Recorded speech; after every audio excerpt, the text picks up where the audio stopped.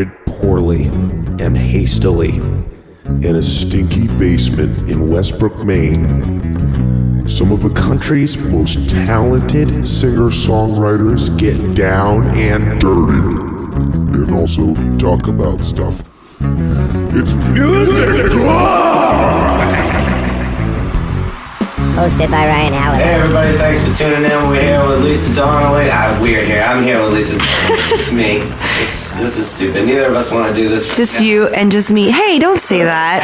We don't. It's been the longest week ever, the longest 10 days ever. She's got to go to the airport in 2 hours, and we just want to go to David's. That's all we want to do. But I wanted to, I guess, do this and commemorate it, so we're doing it, and she's nice. There's going to be no live songs. Just going to play 4 tracks off the record, and we're going to whoop through these segments real quick. Here's the first one. Oh, they got you right where they want you. Oh, they got you right where they want you. Lara, coming to the light, move on through the blackest night. Oh, where you belong. I seen you fight and it just ain't right. Don't let them take away your pride. Oh, where you belong. Oh, they got you right where they want you. Oh, they got you right where they want you. A game you never signed up for, one-way ticket to the farthest shore. Oh, where you belong, yeah. Push and pull like a puppet string, watch you from your captor's ring. Don't laugh, don't cry, they see your every move. Don't let them know they got you. Oh, they got you right where they want you. Oh, they got you right where they want you. Oh, they got you right where they want you now.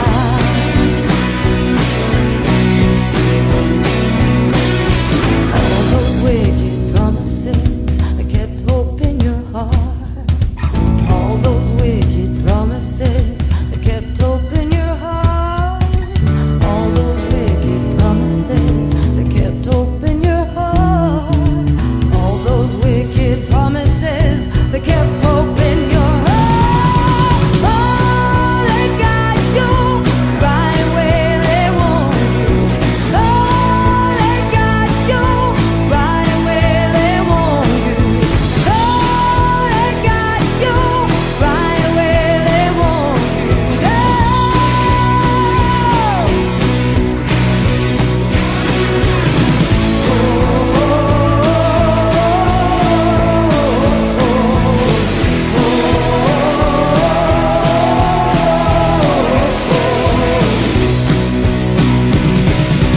Oh, they got you right where they want you.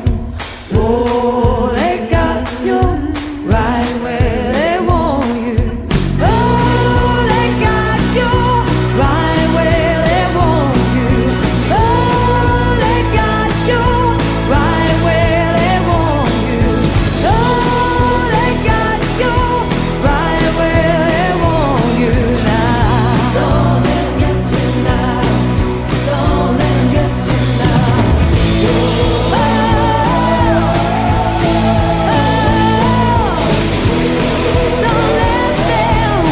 Don't let them get you now.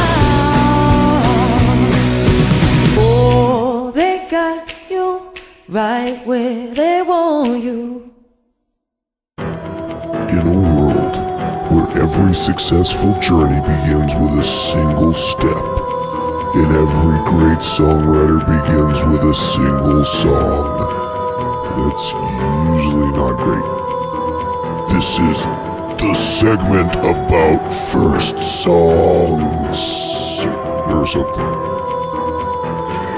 So, yeah, just, what was the first song you wrote? Tell us a little something about it. Ever in my whole life? Ever in your whole life? I wrote a song called Peace of Mind, and it was about how in dreams sometimes you get answers that you need in your life. And I didn't even know I could write a song, but I'd written a poem And my friend was a guitar player, and he started playing the riff, and I started singing my poetry, and I was like, holy shit, I just wrote a song. And that changed my life, for better or for worse. I caught the bug. How long ago was this? 12 years ago. Wow. How many songs do you think you've written since? A lot. It's accelerated. My writing, the amount of songs written has accelerated dramatically in the last 3 years. But, yeah, I mean, I don't know. We're in the hundreds now. Wow. That's pretty cool. How many of them have gotten produced is a different thing, because they don't all make it to an album or even to the studio.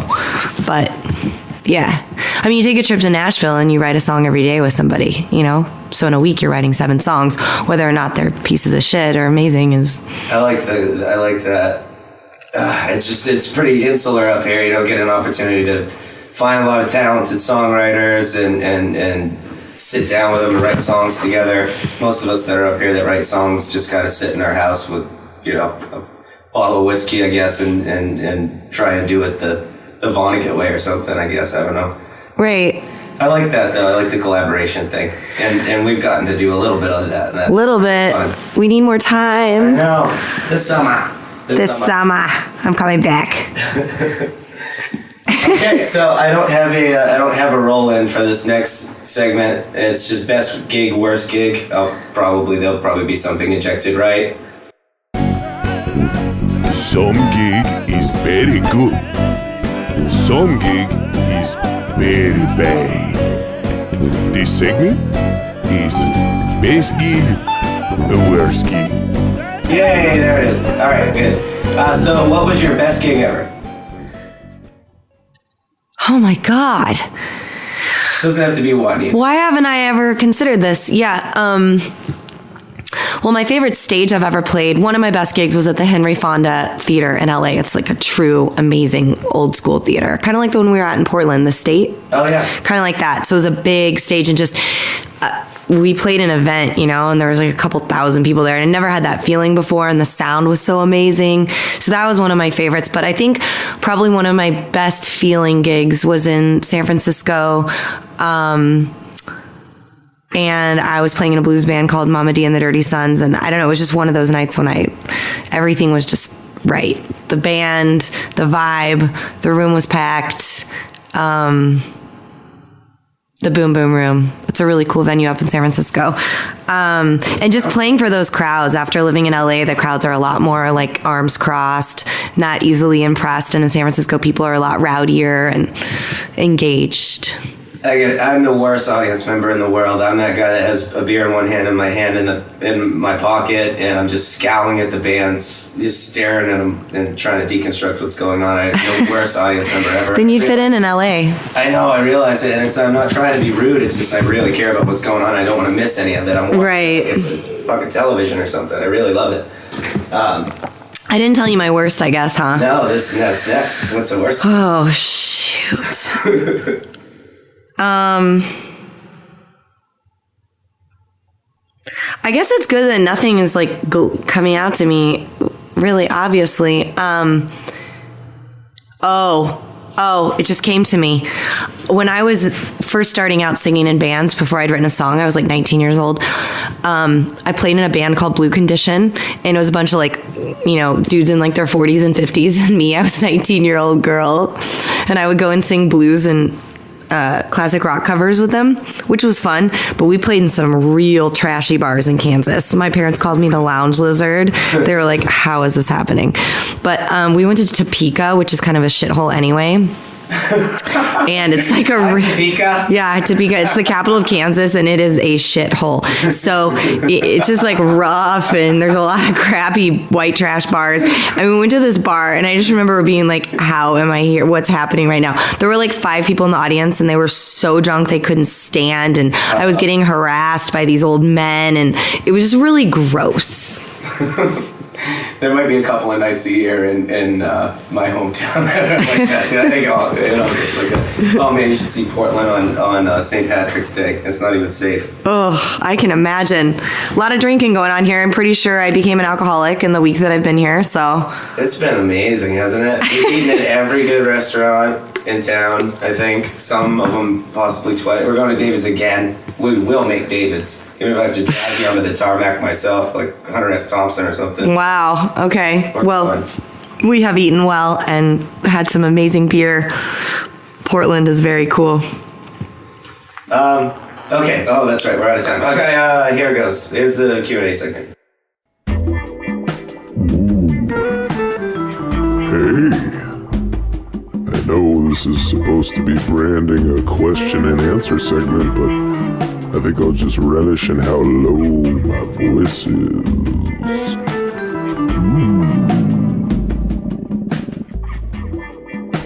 Okay, that's enough. It's 5 questions. Okay, and I'm doing this from memory, so I might not even remember the order of the questions, but okay, first question, who would you most like to, and you could go vocal and guitar or whatever you want, but who would you most like to take lessons from? Living. Lindsey Buckingham guitar. Oh, good choice. I mean, he's on quite another level, but yeah, he's always been one of my favorites. Big love. And he's in my favorite band, and he knows how to work with singers really well. Like, he knows how to write for singers. So it's a different kind of guitar player. Voice lessons. God, I have to come back to that. Stevie Nicks was always my favorite singer, but I don't know that I really want to take a voice lesson from her. I'd like to hang out with her, though, even though I've heard she's nuts. She doesn't seem to necessarily be singing correctly, if that's the right way to put it, or using the techniques that you've kind of helped me with that. I've never done vocal warm-ups in my life until the past 10 days, and I've noticed a big difference, too. So I'm going to keep doing that.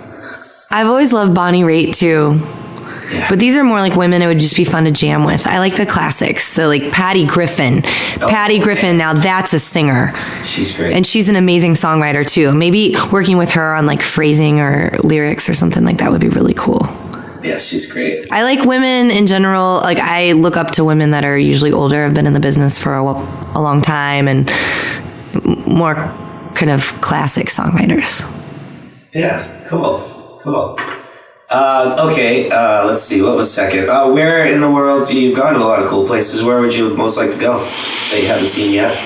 I really want to backpack South America. I saw I saw the top part of that. I saw Ecuador and Peru, but that just made me hungry for more, and I really want to see Colombia and Chile and Argentina, and then I'm really interested in seeing the East. It's so affordable once you get over there. Thailand, Malaysia, Laos, Cambodia. Yeah. And it's just supposed to be magical, and have friends that have taught English over there and stuff. So that's another part of the world I've got my sights set on in the next year or two, hopefully. Hopefully you do. Okay, question 3. Gear. I'm a gearhead. You have probably the most beautiful Gibson guitar that's out there. It's amazing. We'll save the story of that for another podcast. Tune in again next summer or something. But what out there would you most like to have is there a piece of gear out there that, a guitar or something out there that you've always wanted that you're... It's funny, I'm such a chick singer in this way because I'm just not a gearhead, and in general, I'm learning as I go along.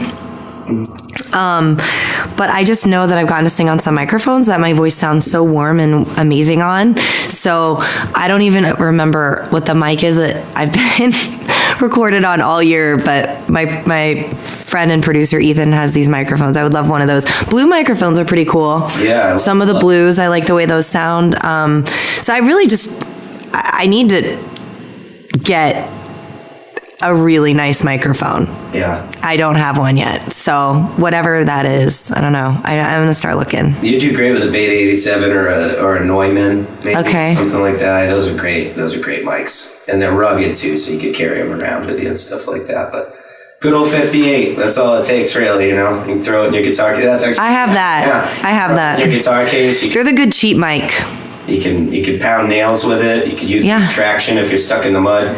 I know my favorite piece of gear that I have. I don't have much, but I have this little Fender portable PA system that is freaking awesome. Oh, like a passport? Yeah, it's a passport. And so you just close it up and and the sound is incredible. I mean, you know, you have 4 channels, so like 2 guitars, 2 vocals. I have played so many house concerts with that thing. I have played venues and it's tiny and I know how to set it up, which makes it really amazing to me because it's just easy.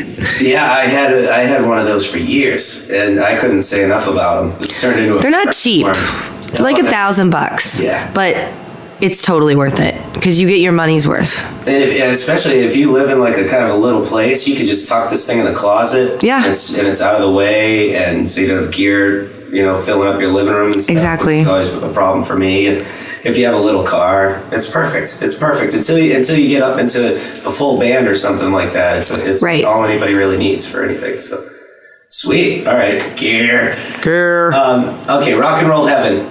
If there is a heaven, I don't know, but if there is, and you know they've got a hell of a band and yada yada, who would you form a band with of all the dead musicians of the world? Oh my God! If you could put a band behind you, who would you have? Wow. I like this question. I love Fleetwood Mac, so especially the drummer and Mick Fleetwood and Lindsay. Led Zeppelin's one of my favorites. I mean, it's cliche, but it's true. I really love. Can you imagine singing with Jimmy Page? Like, John Bonham is one of my favorite drummers ever. Yeah, he's my rock and roll heaven drummer. Yeah. and I love harmonizing. He's actually been singing with what's her name? They did a record together. From Led Zeppelin. Oh, yeah. Alison Krauss. Alison Krauss. So I would love to like sing with him, you know? Those are 2 of the classic bands I really like the most. I mean, there's so many musicians I love. I know. That's pretty good. The Beatles. I take that. Oh, the Beatles, yeah. I love the Beatles. Yeah, I do love the Beatles. Minus, I won't even say minus Ringo. I won't even say minus Ringo. Even Ringo, goofy old Ringo, not able to do a drum roll. My friends got to play with Ringo.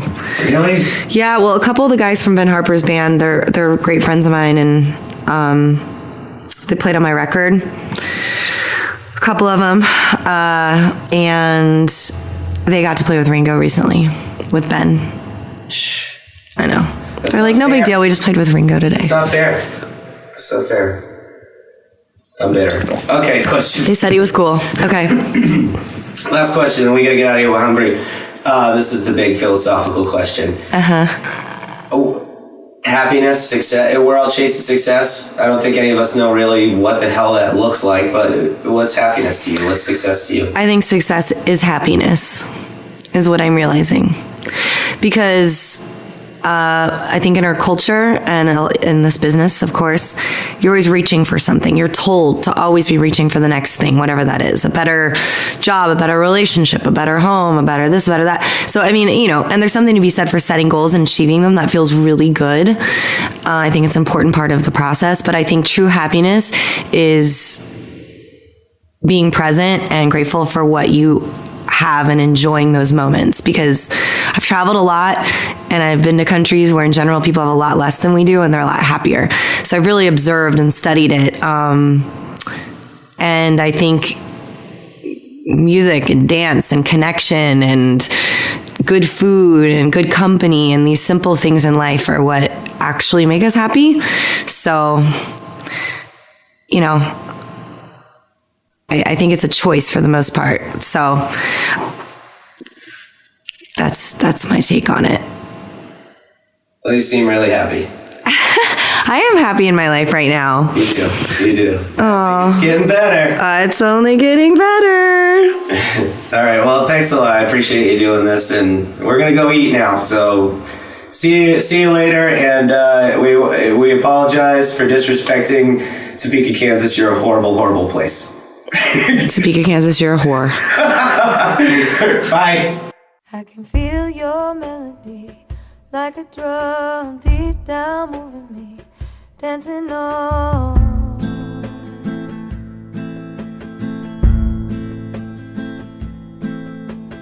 Close my eyes and I'm there again, safe in your harbor,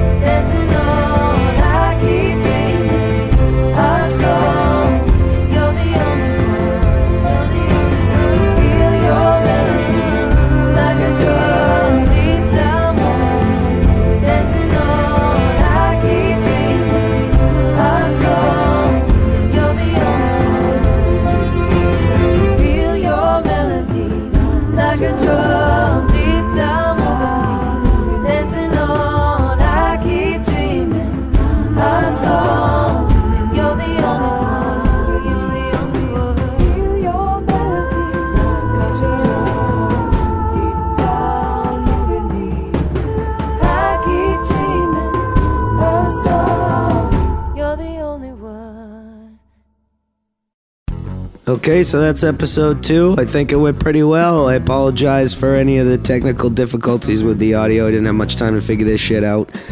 Thank you very much, Lisa, for coming down to Maine and being my friend and helping me out, both personally and professionally. It was really great. I think we're going to do it again this summer, so look for that. Stick around and tune back in for more podcasts. We're just getting started with this thing. I'm just getting started. I'm going to start accepting personal responsibility. Go to lisadonnelly.com. Check out her music videos on YouTube. You can also go on iTunes and check out her music on there. And thanks for listening to Music Good.